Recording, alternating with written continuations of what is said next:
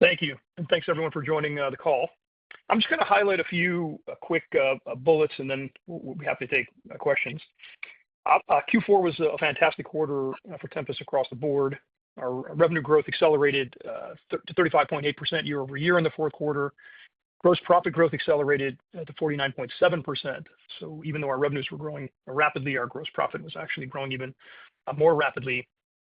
We ended the year with $940 million in total remaining contract value and 140% net revenue retention. These were both up pretty materially. And one of the reasons that our gross profit growth was growing so quickly is our data and services business just had a really strong Q4, finishing a really strong year.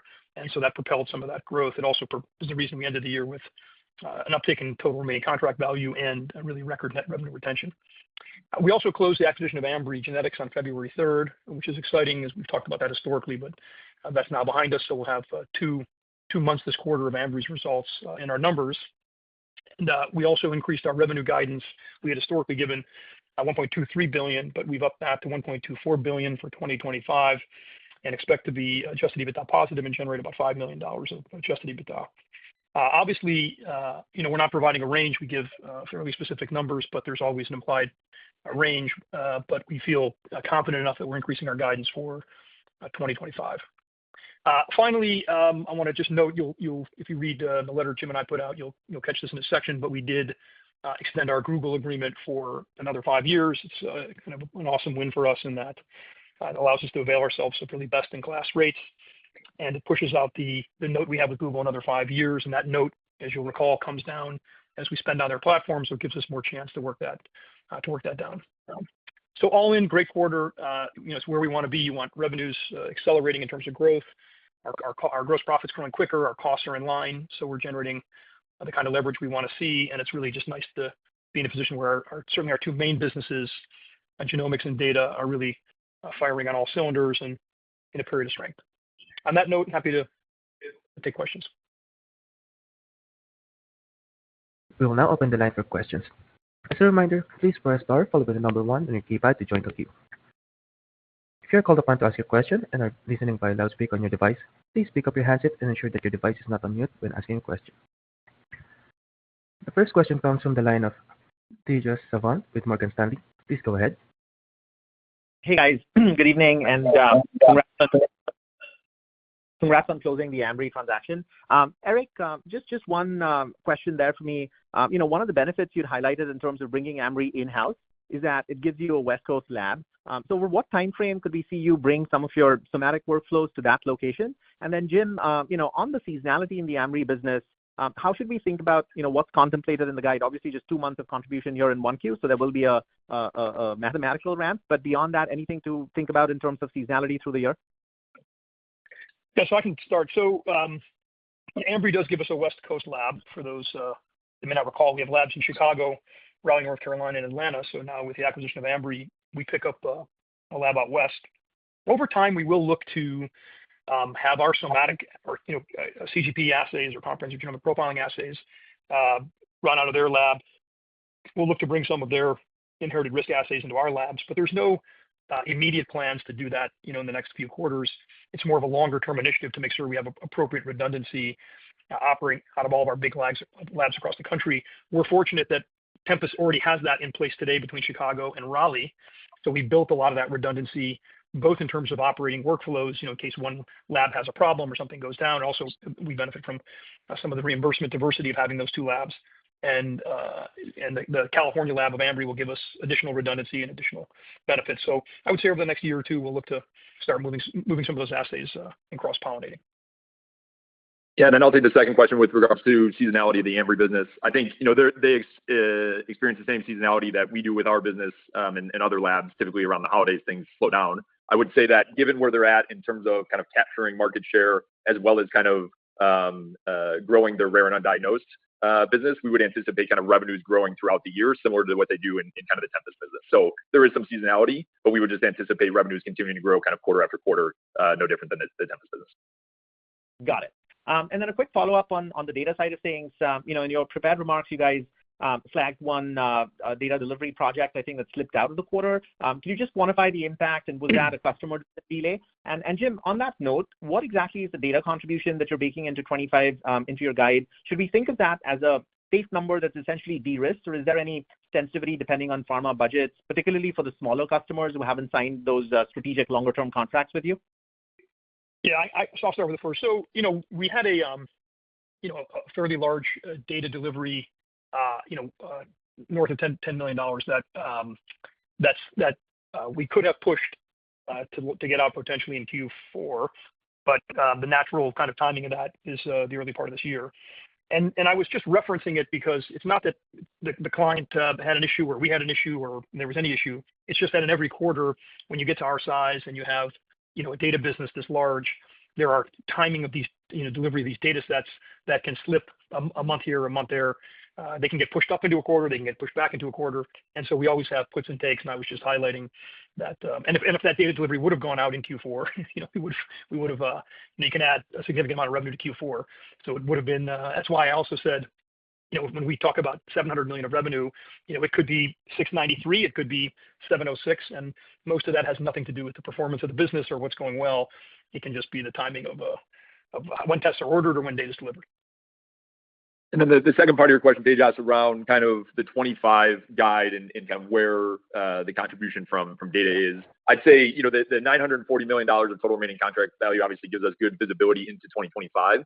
The larger agreements, have kind of committed spend, and those larger subscriptions get delivered kind of quarterly. The smaller agreements, there's always some subset of those that get signed and delivered in the year, but the majority is under contract as you go into 25. Got it. That's helpful. Appreciate it, guys. The next question comes from the line of Rachel Vatnsdal with JP Morgan. Please go ahead. Great. Thank you. This is Casey on for Rachel. Just had one on the new guide for 2025. When backing into the math, it looks like Ambry is now an implied 17% top line growth rate if keeping core Tempus at 30%. So maybe just help us walk through kind of how we should think about Ambry in the model in 2025, and then have one follow-up. Thanks. Yeah, so we've historically said, and you can see this in the commentary that Jim and I provided, that Ambry benefited in 2024 from some ASP headwinds and some fluctuations in the market related to competitors where a lot of volume was moving to their direction. Now, they also have a best-in-class product that has been outgrowing the market anyway. So they were going to grow nicely, but they had a couple of things in 2024 that were accelerants to their growth rate. And so in 2025, as they lap those accelerants, you could see a growth rate that might be normally in the kind of low 20s be in the high teens. And so we talked about that last quarter and suspect that could be the case now. Some of this we'll see how the year plays out, but we are, as we've said historically, forecasting core Tempus to be closer to 30%, Ambry in the high teens, and you're whether it's 17 or 19 or whatever, like somewhere in that direction. And I suspect that's how things will play out unless there's more accelerants that come their way. Got it. That's helpful. And then just as a quick follow-up, you mentioned 20% of revenues will fall in 1Q. I understand you have the ADLT percentage of volume kind of growing over the course of the year and other reimbursement tailwinds. Can you just maybe walk us through the quarterly phasing of the guide and maybe what the exit rate looks like? Thank you. Yeah. So, Q4 is always a very big data delivery quarter for us, as we kind of talked about. And so as you get into Q1, Q1 is always kind of, in terms of percentage of overall revenue in the year, the lowest. And so what we've guided is consistent with what we've seen in previous years. Specific to ADLT status, again, in the commentary that we provided, we'll end the quarter at about 20% of our we expect to end the quarter with about 20% of our XT volume moving over to ADLT. So as we've highlighted in the past, kind of the national launch started in January, but it will take kind of the balance of the year and into next year until we have the vast majority of that test on ADLT, on the ADLT version. So, we guided to the 20% of the revenues in Q1, and we would anticipate a similar kind of phasing as what we saw last year. Got it. Thank you. The next question comes from the line of Mike Ryskin with Bank of America. Please go ahead. Great. Thanks for taking my question, guys. I want to follow up really quick to Casey's point right there on Ambry contribution. I just want to get a little deeper into sort of how you think about the model longer term. I mean, you talked about what it was contributing to growth or what it grew in 2024 and some of its accelerants, like we just discussed, sort of like now it looks like it's high teens in 2025. I think you just made some comment of you see longer term as a 20% grower. I just want to make sure I caught that correctly. Just how we flesh it out in our model in 26 and beyond. Just if you talk about, what you see the Ambry business doing longer term. And I've got follow-up. Thanks. Yeah, I think, I would suspect we've told people that kind of long-term growth rate for Tempus, you should think of us, if we're growing the business long-term at 25%, that's a perfectly solid growth rate. We're more focused on long-term sustainable growth than we are focused on maximizing short-term growth. So you'll see us make that trade all the time. If we can do things that we feel are sustainable and durable, we choose that path instead of kind of picking up a bunch of growth in the current quarter that isn't durable.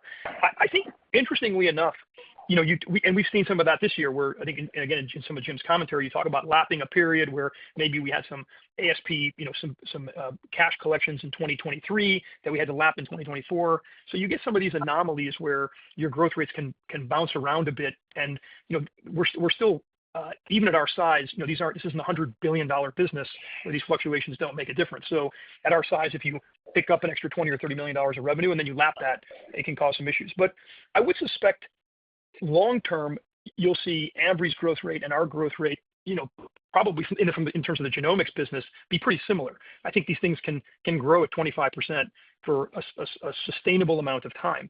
I think the data business and the apps business, can grow a bit faster. So core Tempus may be benefited by our data and our AI applications that obviously can grow much quicker or can grow quicker.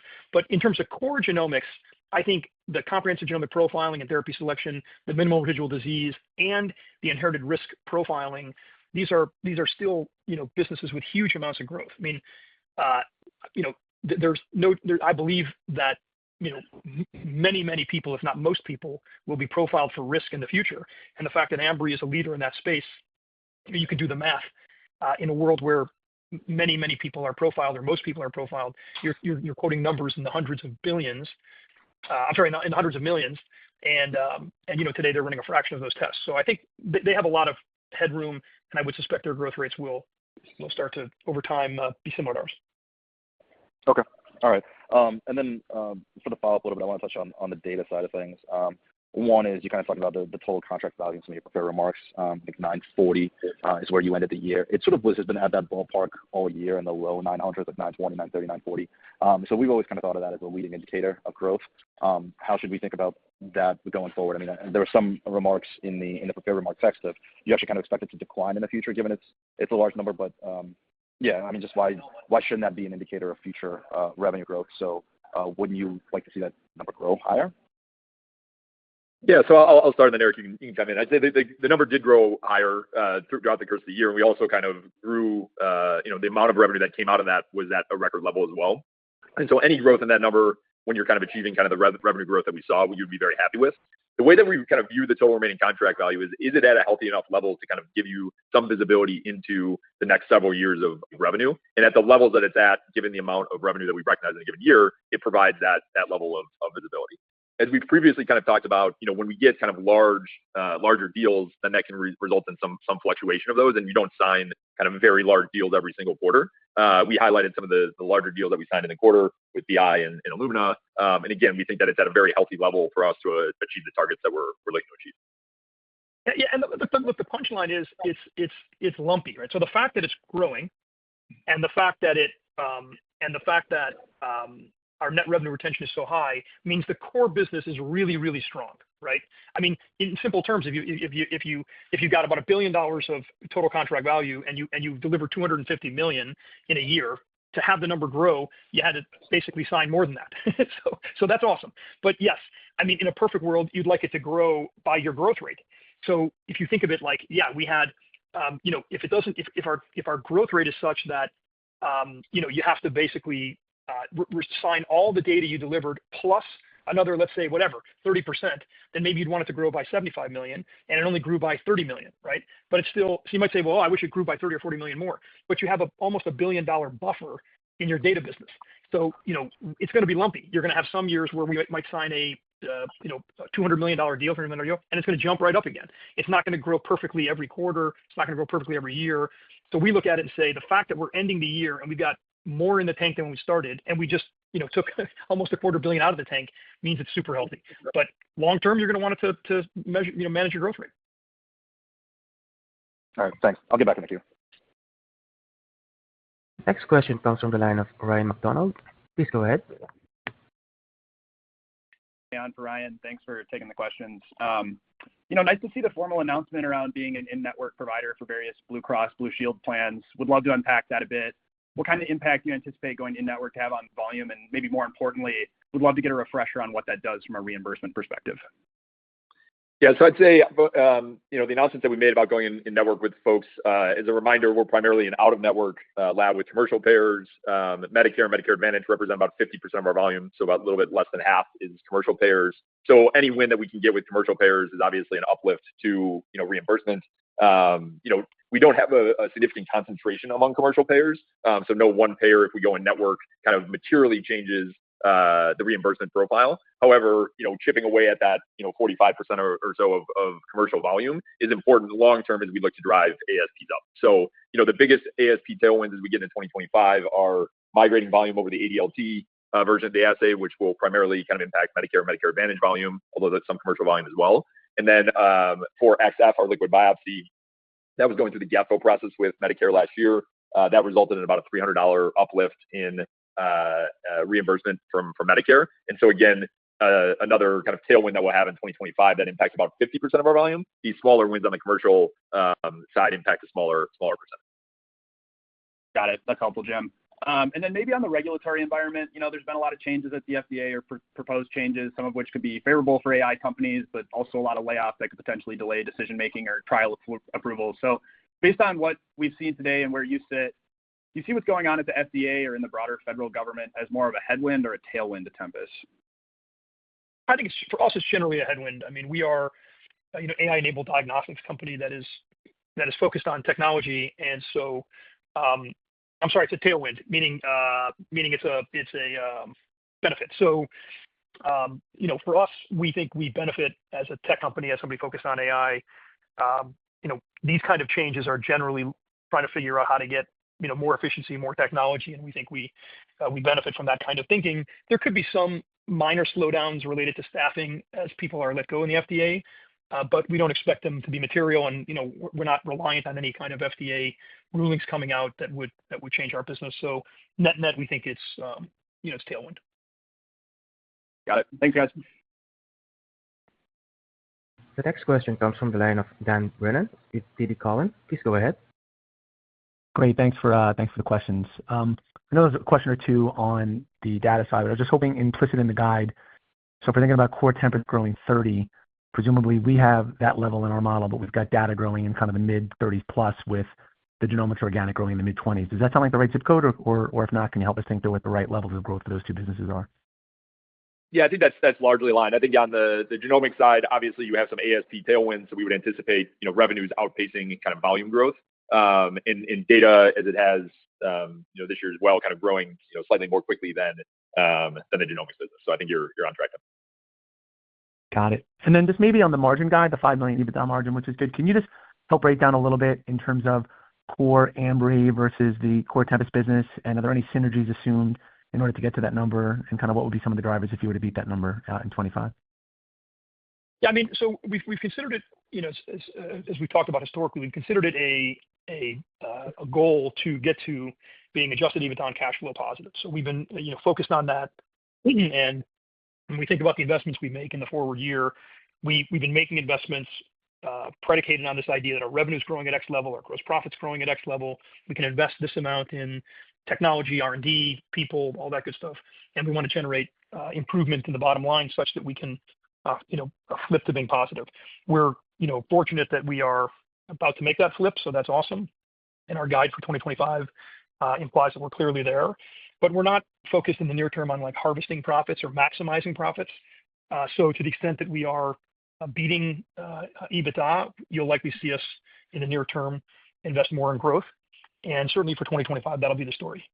We're not going to look to crush that number because we can. If we're crushing the number, we're going to make investments, at least for just some large extent, back in the business and back into growth. And then, Dan, on your question around synergies in the guide, no significant synergies kind of built in there. We anticipate kind of running Ambry kind of fully as a standalone business, at least for 2025. And so we're well into 26 before we'd be realizing anything significant. Great. Thank you. The next question comes from the line of Subbu Mandi with Guggenheim. Please go ahead. Hey, guys. Thank you for taking my questions. Eric and Jim, what is embedded in your 2025 guidance, if anything, for this year with respect to expectations for improvements in payer coverage for core Tempus tests as a result of Ambry acquisition and Ambry payer relationships and contracts? That's one, and I have a follow-up. Yeah, so the overlap between the two businesses is relatively small. So with the minimal amounts of impact as we kind of migrate the reimbursement over to Ambry, think less than $10 million. So there's not a ton of overlap in the current business, but there will be some small benefit that we receive as we migrate that reimbursement. Okay, got it. And then you most recently announced a commercial agreement with Tempus AI to commercially offer their prostate cancer prognostic test. Could you tell us about the process that leads to an agreement to offer a test like this? And then how do you decide to choose one test versus one provider over competing offerings? And what are your priorities in that decision? I mean, well, so one of the things that we also highlighted in the quarter is we're now connected to 3,000 hospitals or so in the United States or institutions in the United States. And so you're looking at a significant percentage of the United States that's now connected to Tempus. And one of the benefits of that connectivity is not just that we can, efficiently sequence a lot of patients and help them navigate to the right therapy and produce a lot of data that helps research and development downstream, but it also allows us to connect these AI-enabled insights back into the U.S. healthcare system at scale, whether those insights are helping match patients to a clinical trial or close a care gap or deploy an algorithm that can be diagnostically relevant for a patient to make sure they're on the right path. So that connectivity is really at the heart of the proprietary value that Tempus is building. At scale, which we're at now, we can deploy our own algorithms into the market, or we can deploy third-party algorithms. And so I would suspect you'll see us over time more and more bring third-party algorithms onto our platform because of that connectivity. So if somebody develops a really good test that's predictive or prognostic or can help somebody in some way, and especially if it's getting reimbursed and has analytical and clinical validation behind it, we may bring that onto our platform. We have a team that reviews these things and makes those decisions. It's typically patient-led and physician-led. What's best for patients? What do our doctors want? But I think, as I've said historically, I would not be surprised if over time we have dozens or hundreds of algorithms running on our platform or thousands at scale because we have the ability to distribute them in ways others don't. Thank you for that, Eric. I'll get back in the queue. The next question comes from the line of Doug Schenkel with Wolfe Research. Please go ahead.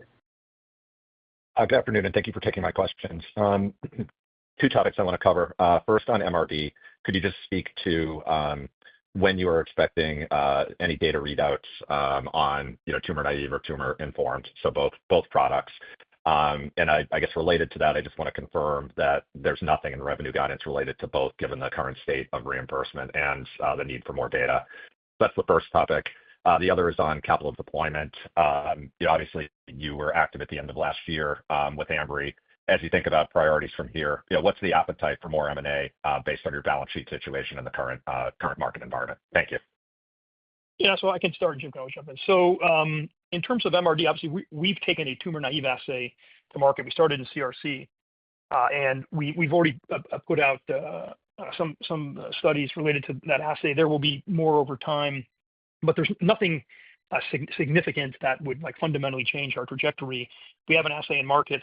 We've submitted for reimbursement. Unless MolDX needs something different for reimbursement, we're on a good path to have that assay be reimbursed at some point in late 2025.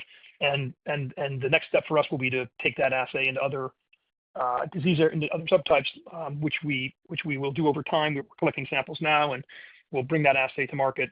We're consistently refining the assay to make it more sensitive and decrease the lower limit of detection. So that work is ongoing, and we'll look to bring that to other disease areas over time. But there's no kind of pivotal study that we need to do something. We're already past all that, and it's already moving.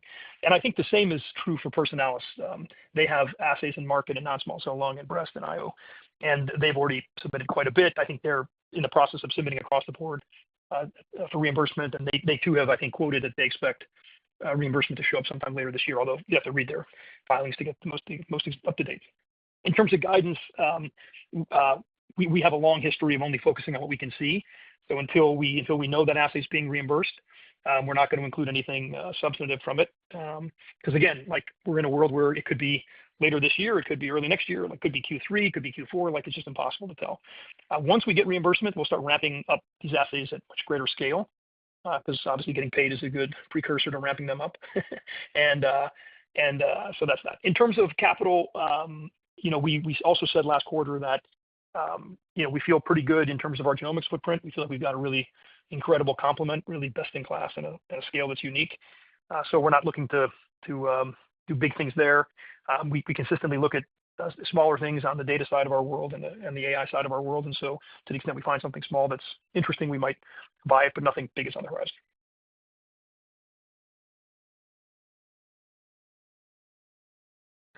Next question comes from the line of Andrew Brackman with William Blair. Please go ahead.